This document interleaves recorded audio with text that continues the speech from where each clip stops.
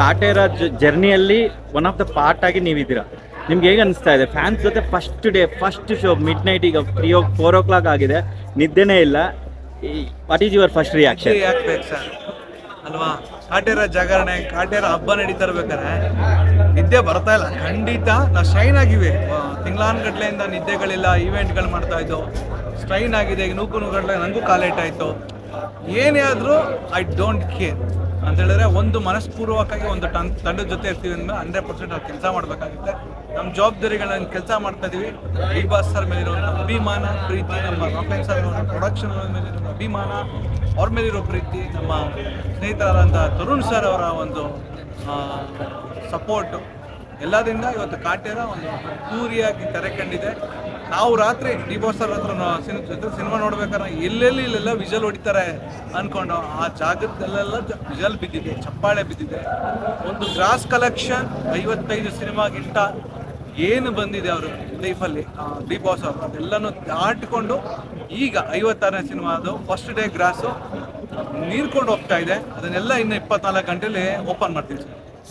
So ಇಂಥ ಕತೆ ಎಲ್ಲ ಇಡೀ ಭಾರತ ನೋಡಬೇಕು, ಪ್ರಪಂಚ ನೋಡಬೇಕು ಅನ್ನೋದು ಅನ್ಸತ್ತೆ ಈ ಸಿನಿಮಾ ನೋಡಿದ್ರೆ. ಖಂಡಿತ ಸರ್, ಇದು ಯೂನಿವರ್ಸಲ್ ಕಥೆ. ಈಗ 1983 ಉಳುವವನೇ ಭೂಮಾಯ ಒಡೆಯ ಅನ್ನೋ ಒಂದು ಕಾಯ್ದೆ ಬಂದಂಥ ಕಥೆ ಆಗಿರೋದ್ರಿಂದ ಇದು ಯಾರು ಬೇಕಾದ್ರೂ ಯೂನಿವರ್ಸಲ್ ಆಗಿ ತಗೋಬೋದಿತ್ತು. ಬಟ್ ರಾಕ್ಲೈನ್ ಸರ್ ಮತ್ತು ಡಿ ಬಾಸ್ ಅವ್ರದ್ದು ಏನಂದರೆ ಕನ್ನಡದಲ್ಲಿ ಮೊದಲು ರಿಲೀಸ್ ಆಗಿದೆ ಅನ್ನೋ ಒಂದು ಯೋಚನೆಯಿಂದ ಇಲ್ಲಾಗಿದೆ. ನೋಡಿ, ಇನ್ನೇನು ಮಾಡಿದ್ರು ತಡೆಯೋಕೆ, ಯಾವತ್ತು ಪ್ಯಾನ್ ಇಂಡಿಯಾ ಸಿನಿಮಾ ಮಾಡೋಕ್ಕಾಗಲ್ಲ ಸರ್, ಮಾಡಲೂಬಾರ್ದು.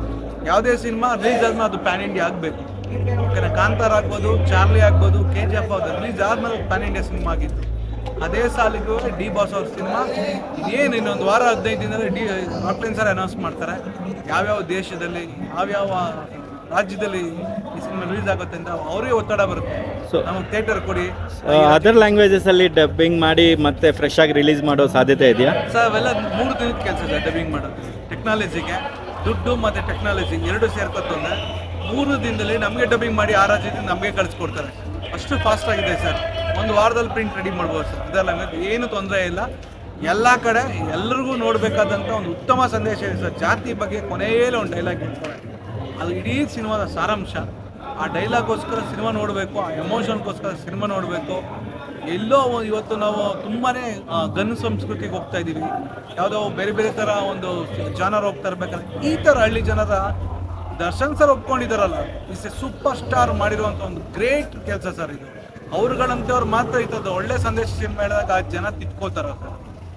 ಬೇರೆ ಡೈರೆಕ್ಟರ್ ಮಾಡಿದ್ದನ್ನು ನೀವು ಡೈರೆಕ್ಟರ್ ಆಗಿ ನೋಡ್ತಿದ್ದಾಗ ನಿಮಗೆ ಈ ಸಿನಿಮಾದಲ್ಲಿ ಏನಾದರೂ ತಪ್ಪುಗಳು ಇಲ್ಲ ಇಂಪ್ರೂವ್ಮೆಂಟ್ ಇದೆಯಾ, ಇಲ್ಲ ಇಲ್ಲಿ ಇನ್ನೂ ಸ್ವಲ್ಪ ಬಿಲ್ಡಪ್ ಕೊಡ್ಬೋದು, ಆ ಥರ ಏನಾದರೂ ಡೈರೆಕ್ಟರ್ ಆಗಿ? ನಾನು ಫ್ಯಾನ್ ಆಗಿ ಇದೆಲ್ಲ ಏನು ಲಕ್ಷಾಂತರ ಜನ ಡೈರೆಕ್ಟರ್ಗಳಿದ್ದಾರೆ ನೋಡ್ಬೇಕು, ನಾನು ಈ ಥರ ತೆಗಿತಿದ್ದೆ ಈ ಥರ ಅನ್ಸುತ್ತೆ ಕಾಮನ್ ಆಗಿ. ಇಲ್ಲ ಅಂತ ಹೇಳಿದ್ರೆ ಸುಳ್ಳಾಗುತ್ತೆ. ಬಟ್ ದಿ ಬೆಸ್ಟ್ ಆಗಿ ತರುಣ್ ಸರ್ ತೆಗೆದಿದ್ದಾರೆ. ನಾವು ಈ ಸಿನಿಮಾದಿಂದ ಅವ್ರನ್ನ ಕಲಿಯೋದಿದೆ. ಪ್ರತಿಯೊಂದು ಬಿಲ್ಡಪ್ ಕೊಡಬೇಕು ಅಂದರೆ ಒಂದು ಸೈಲೆನ್ಸ್ನೆಸ್ ಇದೆ. ಸೈಲೆನ್ಸ್ನೆಸ್ ಬಂದಮೇಲೆ ಬಿಲ್ಡಪ್ ಓಪನ್ ಆಗ್ತದೆ. ಇದೊಂದು ಒಳ್ಳೆ ಪ್ಯಾಟ್ರನ್ ಇದೆ. ಇದೆಲ್ಲ ನೋಡಿ ನಾವು ಕಲಿಬೇಕಾಗುತ್ತೆ. ಯಾಕೆ ಸೀನಿಯರ್ ಡೈರೆಕ್ಟರ್ಗಳು ನಮ್ಮ ತರುಣ್ ಸರ್ ಆಗ್ಬೋದು, ಹಲವಾರು ಡೈರೆಕ್ಟರ್ಗಳಾಗಿರೋದ್ರಿಂದ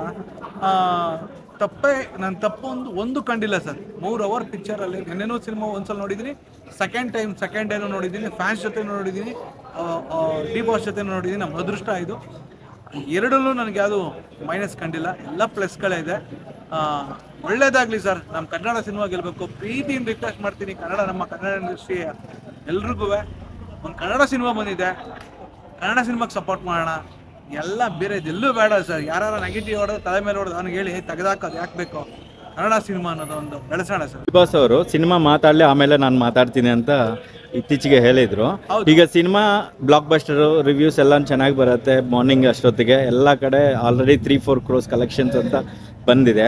ಈಗ ಡಿ ಬಾಸ್ ನಾವು ಮಂಡ್ಯದಲ್ಲಿ ಮಾಡಿದ್ದಂಗೆ ಏನಾದರೂ ಸಕ್ಸಸ್ ಆಗಿ ದೊಡ್ಡದಾಗಿ ಮಟ್ಟದಲ್ಲಿ ಏನಾದ್ರು ಮಾಡೋವಂಥ ಪ್ಲ್ಯಾನ್ ಏನಾದಿದೆಯಾ? ನಿರ್ಮಾಪಕರು ಎಷ್ಟು ಶಾರ್ಪ್ ಇದ್ದಾರೆ ಅಂತ ಹೇಳಿದ್ರೆ ಅವ್ರ ಸಂಭ್ರಮದಲ್ಲಿ ಮುಳುಗೋಗ್ತಾ ಇಲ್ಲ. ನಾನು ತರುಣ್ ಸರ್ ಬಂದಾಗ 10:30 ಗಂಟೆ ಅನಿಸುತ್ತೆ, ನನಗೊಂದು ರಾಕ್ಲೈನ್ ಸರ್ ಕಡೆಯಿಂದ ಕಾಲ್ ಬರುತ್ತೆ.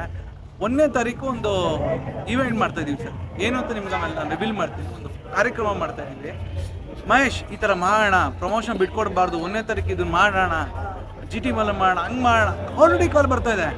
ಅವರು ಬರೀ ದುಡ್ಡು ಎಣಿಸ್ಕೊಂಡು ಕೂತಿಲ್ಲ ನಮ್ಮ ನಿರ್ಮಾಪಕರು Rockline Venkatesh sir. Already promotion ಹೆಂಗೆ ಮಾಡಬೇಕು, ಜನಕ್ಕೆ ಹೆಂಗೆ ತಲುಪಿಸ್ಬೇಕು, ಓವರ್ಸೀಸ್ ಹೆಂಗೆ ರಿಲೀಸ್ ಮಾಡಬೇಕು, ಇದನ್ನು ಯೋಚನೆ ಮಾಡ್ತಾ ಇದ್ದಾರೆ. ಇಂಥ ನಿರ್ಮಾಪಕರು ಯೋಚನೆ ಮಾಡ್ಬೇಕಾದ್ರೆ ಸರ್ ಖಂಡಿತ ಇನ್ನೇನು 2-3 ದಿನದಲ್ಲಿ ಎಲ್ರಿಗೂ ನನಗೆ ಗೊತ್ತಿರೋ ಪ್ರಕಾರ ನಾನು ಸಿನಿಮಾ ಆದಮೇಲೆ ದರ್ಶನ್ ಸರ್ ಹೇಳಿದ್ರು, ಸಿನಿಮಾ ನೋಡಿದ್ಮೇಲೆ ಕ್ವಶನ್ ಕೇಳೋಕ್ಕೆ ಟೈಮ್ ಇರುತ್ತೆ ಅಂತ ಹೇಳಿ ಚೆನ್ನಾಗಿರುತ್ತೆ, ಇಂಟರ್ವ್ಯೂ ಕೊಡ್ತಾರೆ ಸರ್, ಖಂಡಿತ ಕೊಡ್ತಾರೆ ಅಂತ ನನ್ನ ಅಭಿಪ್ರಾಯ.